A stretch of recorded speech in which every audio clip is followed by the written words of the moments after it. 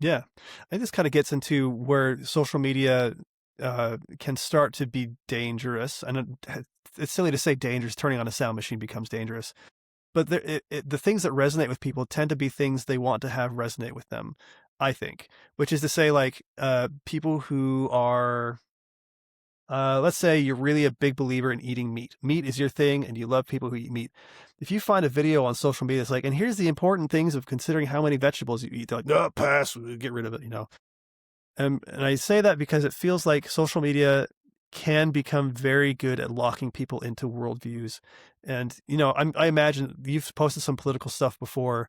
I imagine those get pretty heated in the comments where people are like, well, did you consider, and, you know, don't care about your politics.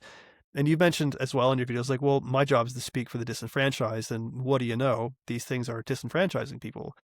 What do you do to navigate for yourself and for the people who are watching you the kind of landmine strewn area that is giving an opinion and standing by it without trying to calcify the shell that people have around themselves? It's really hard because to the first point that you're making is social media, and this has just been the last few years.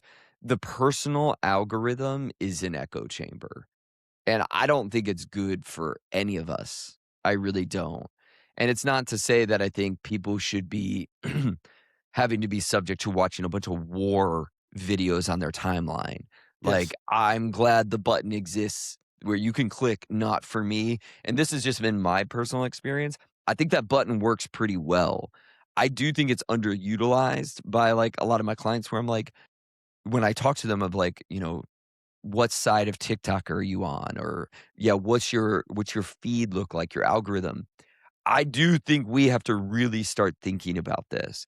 But more so than ever, I think it's very hard for people to get differing opinions. And Yes. I think that's to all our detriment.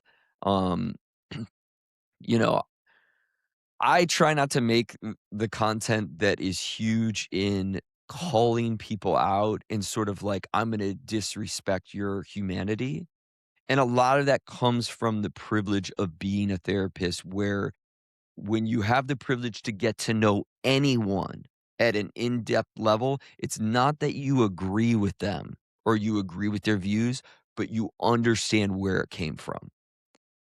And, maybe like I grew up in rural Northeast Ohio. I've lived and went to school in Alabama. I now live in South Florida. I lived in Southern and Northern California. I've moved around a bit. And people, are different. They're a product of their environment, the society, the experience.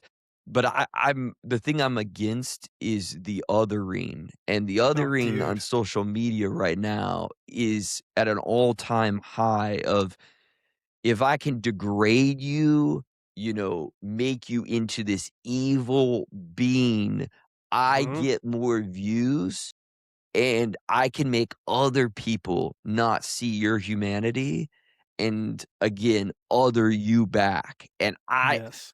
I don't think that ping pong of othering on social media, and again, I always have to preface where some people need to be called out. I'm never gonna Yes. minimize that. But do I worry as a psychologist and a therapist that the ways we go about this are just creating more anguish on the other side of whatever we're arguing and people dig their heels in more? Yes.